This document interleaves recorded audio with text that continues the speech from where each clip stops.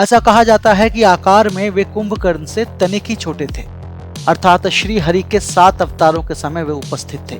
किंतु पूरा युद्ध समाप्त हो गया, किंतु मेरे शरीर से पसीने की एक बूंद भी नहीं गिरी।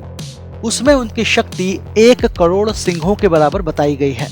तो उस समय मैंने केवल कुछ ही क्षणों में भगवान वामन के उस रूप की परिक्रमा कर ली थी। उस समय मुझ में इतना बल था कि देवों और दैत्यों के थक जाने पर मैंने अकेले ही पूरे मंदराचल पर्वत को घुमा दिया था। भागवत पुराण के अनुसार वो युद्ध 28 दिनों तक लगातार चलता रहा। ऐसा माना जाता है कि श्री राम के अवतार के समय जामवंत की आयु 6 मनवंतर से भी अधिक थी। नमस्कार मित्रों, मैं नीलाभ एक बार फिर से धर्म संसार पर आप सभी का स्वागत करता हूँ। जामवंत रामायण के सबसे प्रमुख पात्रों में से एक है। हालांकि उनकी गिनती अष्ट चिरंजीवियों में नहीं की जाती, किंतु वे भी एक चिरंजीवी ही थे जिन्होंने सतयुग में जन्म लिया और द्वापर युग में निर्वाण लिया। कई स्थानों पर उनकी आयु अन्य चिरंजीवियों से भी अधिक मानी जाती है। उनके जन्म के विषय में भी अलग अलग कथाएं प्रचलित हैं। एक कथा के अनुसार जब एक बार ब्रह्मा जी तप में लीन थे, उन्हें जम्भाई आ गई और उनसे ही प्रथम ऋक्ष अर्थात रीछ का जन्म हुआ। ब्रह्मा जी की जम्भाई से जन्म लेने के कारण उनका नाम जामवंत पड़ा। विष्णु पुराण के अनुसार जब ब्रह्मा जी से मधु और कैटव नामक दैत्यों ने जन्म लिया, तो उस समय ब्रह्मा जी के पसीने से जामवंत का जन्म हुआ। ऐसा भी वर्णित है कि जब श्री हरि का युद्ध मधु और कैटव से हो रहा था, तो जामवंत प्रसन्नता पूर्वक ताली बजा रहे थे। अंत में जब श्री हरि ने दोनों राक्षसों का वध किया, तो जामवंत अत्यंत प्रसन्न हुए। अग्नि पुराण के अनुसार जामवंत का जन्म अग्नि से हुआ और उनकी माता एक गंधर्व स्त्री थी। जामवंत की पत्नी का नाम जयवंती बताया गया है। रामायण में कई स्थानों पर इन्हें वानर ही कहा गया है। जामवंत की आयु बहुत लंबी थी।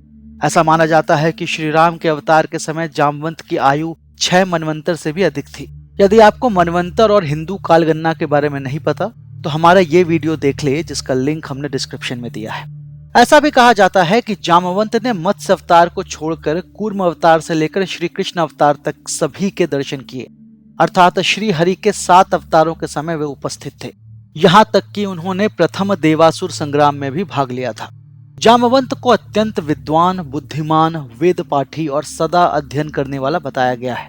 उन्हें सभी वेद, पुराण और शास्त्र कंठस्थ थे। श्री राम की सेना में वे सबसे वयोवृद्ध और बुद्धिमान थे और इसी कारण श्री राम भी उनका बड़ा सम्मान करते थे। श्री राम के साथ साथ वानरों के राजा वाली और बाद में सुग्रीव भी जामवंत का बहुत आदर करते थे और किसी भी निर्णय को लेने से पहले वे उनसे सलाह अवश्य लेते थे। उनका आकार बहुत विशाल बताया गया है। ऐसा कहा जाता है कि आकार में वे कुंभकर्ण से तनिक ही छोटे थे। जब लक्ष्मण को शक्ति लगी, तो उन्होंने ही हनुमान को 4 दुर्लभ बूटियों के बारे में बताया था, जिनमें से एक संजीवनी थी। जब सुग्रीव ने वानर सेना को माता सीता की खोज में चारों दिशाओं में भेजा, तो अंगद के नेतृत्व में जामवंत, हनुमान इत्यादि दक्षिण दिशा में गए। सुग्रीव ने विशेष रूप से जामवंत को अंगद के साथ भेजा ताकि वे अपने अनुभव से दल का सुरक्षित नेतृत्व कर सकें।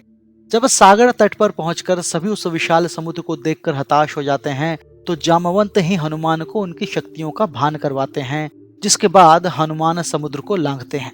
लंका कांड में जामवंत के विषय में विस्तार से वर्णन किया गया है। उन्होंने बड़ी चतुराई से सेना का संचालन किया और एक मार्गदर्शक की भूमिका निभाई।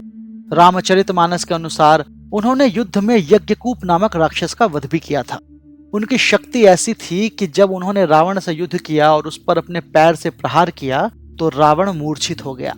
रावण पुत्र मेघनाद से भी उनके युद्ध का वर्णन है। जब मेघनाद की फेंकी शक्ति को उन्होंने हवा में ही पकड़कर उसी पर वापस छोड़ दिया। उसे युद्ध में महाबली जामवंत के प्रहारों से मेघनाद जैसा योद्धा भी मूर्छित हो गया था। भागवत पुराण और विष्णु पुराण में जामवंत की शक्ति के विषय में बताया गया है। उसमें उनकी शक्ति 1 करोड़ सिंहों के बराबर बताई गई है। रामचरितमानस के अनुसार जब सभी वानर समुद्र को पार करने का परामर्श कर रहे थे, तब सबने अपनी अपनी क्षमता अनुसार उस समुद्र को पार करने की बात कही। उस समय सबने जामवंत से यह प्रार्थना की कि सबसे बड़े होने के कारण वही उस समुद्र को पार करने का कोई उपाय बताएं। तब जामवंत ने सबको अपने बल के बारे में बताया। जामवंत ने कहा कि इस समय तो मैं अत्यंत बूढ़ा हो गया हूँ, फिर भी मैं एक बार में 90 योजन तक जा सकता हूँ। जब मैं युवा था तो मैंने समुद्र मंथन देखा था। उस समय मुझ में इतना बल था कि देवों और दैत्यों के थक जाने पर मैंने अकेले ही पूरे मंदराचल पर्वत को घुमा दिया था। उसे देखकर स्वयं मेरे पिता ब्रह्मा ने मेरी प्रशंसा की थी। जब श्री हरि ने वामन अवतार लिया और दैत्यराज बलि के पास आए, तो मैं वहीं था। जब उन्होंने बलि द्वारा दी गई 3 पग भूमि को नापने के लिए अपना विराट स्वरूप लिया, तो उस समय मैंने केवल कुछ ही क्षणों में भगवान वामन के उस रूप की परिक्रमा कर ली थी। जब मैं परिक्रमा कर वापस लौटा तब तक भगवान वामन दैत्यराज बलि को पूरी तरह बांध भी नहीं पाए थे।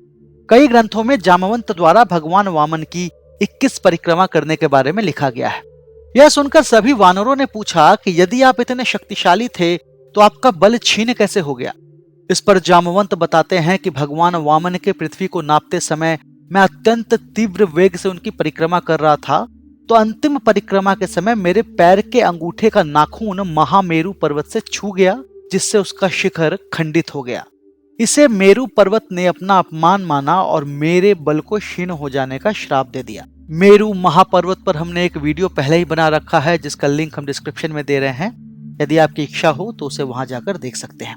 कहा जाता है कि जब लंका युद्ध समाप्त हुआ तो श्री राम सबके बल की प्रशंसा कर रहे थे। उस समय जामवंत बड़े निराश होकर बैठे हुए थे। उन्हें इस प्रकार निराश हुआ बैठा देखकर श्री राम ने उनसे इसका कारण पूछा। तब उन्होंने कहा कि हे प्रभु, मैंने तो सोचा था कि युगों के बाद मुझे इस युद्ध में आनंद आएगा, किंतु पूरा युद्ध समाप्त हो गया, किंतु मेरे शरीर से पसीने की एक बूंद भी नहीं गिरी। लगता है मुझे वास्तविक युद्ध के लिए अभी और प्रतीक्षा करनी होगी। उन्हें ऐसा कहते देखकर श्री राम समझ गए कि जामवंत के मन में अहंकार आ गया है। तब उन्होंने जामवंत से कहा कि प्रतीक्षा करो, द्वापर युग में मैं स्वयं तुम्हारी युद्धाभिलाषा पूर्ण करूंगा। जब द्वापर युग में श्री कृष्ण ने अवतार लिया तो सत्राजित ने उन पर समयंतक मणि के चोरी का आरोप लगा दिया।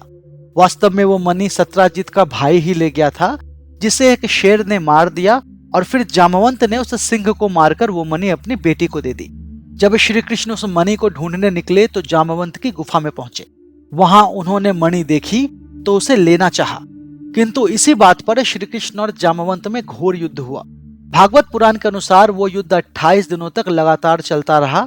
वहीं विष्णु पुराण के अनुसार जामवंत और श्री कृष्ण का युद्ध 21 दिनों तक चला था। उस युद्ध में अंत में जामवंत पसीने से लथपथ हो गए और थक गए। जब वे परास्त होने लगे तो उन्होंने श्री राम का स्मरण किया। ऐसा करते ही श्री कृष्ण ने उन्हें श्री राम के रूप में दर्शन दिए। जामवंत समझ गए कि अपने दिए वचन के कारण स्वयं श्री राम श्री कृष्ण के रूप में अवतरित हुए हैं। उनका अभिमान भंग हो गया और उन्होंने श्री कृष्ण के स्वरूप को पहचान कर उनसे क्षमा याचना की। बाद में उन्होंने अपनी पुत्री जामवंती का विवाह श्री कृष्ण से कर दिया और स्वयं निर्वाण ले लिया। ऐसा माना जाता है कि जामवंत ने ही जामथुन नगर बसाया था, जो आज मध्य प्रदेश के रतलाम जिले में है। यहाँ पर एक गुफा है जिसे जामवंत गुफा के नाम से जाना जाता है। इसके अतिरिक्त उत्तर प्रदेश के बरेली में भी जामवंत तपो गुफा नाम की एक गुफा है। ऐसा माना जाता है कि जामवंत ने यहीं त्रेता युग से द्वापर युग तक प्रतीक्षा की थी। गुजरात के राणा वाव में भी एक प्राचीन गुफा है जिसे जामवंत की ही गुफा माना जाता है। यदि यह वीडियो पसंद आया हो तो इसे लाइक करें, शेयर करें और हमारे चैनल को सब्सक्राइब करें। जय श्री राम।